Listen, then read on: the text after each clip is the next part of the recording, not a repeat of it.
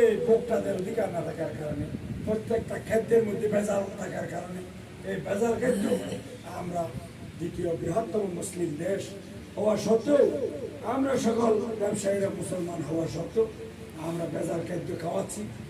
একটা মানুষ হত্যা করে মানে পৃথিবীর সমস্ত মানুষ হত্যার আমল নামায় তার লিখে দেওয়া হবে। আর একটা মানুষকে বাঁচিয়ে দেওয়া মানে তেমন পৃথিবীর মানুষ বাঁচিয়ে দেওয়া আমল নামায় লেখা হবে। সেজন্য পৃথিবীর সবচেয়ে বড় খুনির প্রথমে বিচার হবে হাবিল খাবিলকে খুন করার সেই ঘটনা। পৃথিবীর প্রথম খুনি সে। আজ পর্যন্ত কিয়ামত পর্যন্ত যত লোক হত্যা হবে সমস্ত হত্যাযজ্ঞের একটা অংশ খুনি পাবে।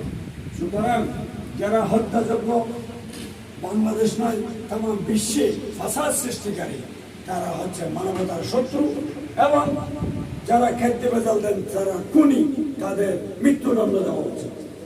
খাদ্য ভেজাল যারা দিবেন তাদেরকে সরকারের প্রতি উদাত্ত আহ্বান জানাচ্ছি, আপনারা খাদ্য ভেজাল দিবেন তাদেরকে মৃত্যুদণ্ড, এবং যারা সস্তা কিনে মহঙ্গা বাজারকে করবেন, আপনার যে সিন্ডিকেট করবেন এবং গুদামজাতকরণ সবচেয়ে বড় হারাম, তারা জাতির শত্রু, ইসলামের শত্রু।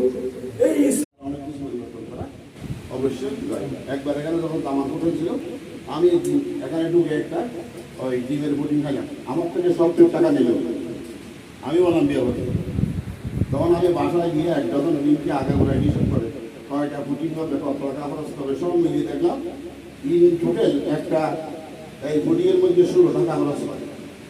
একেবারে বিদ্যুৎ ভাড়া থেকে শুরু করে দোকান ভাড়া থেকে কর্মচারী ভাড়া থেকে সব মিলিয়ে দেখলাম সর্বোচ্চ 16 টাকা খরচ হয়।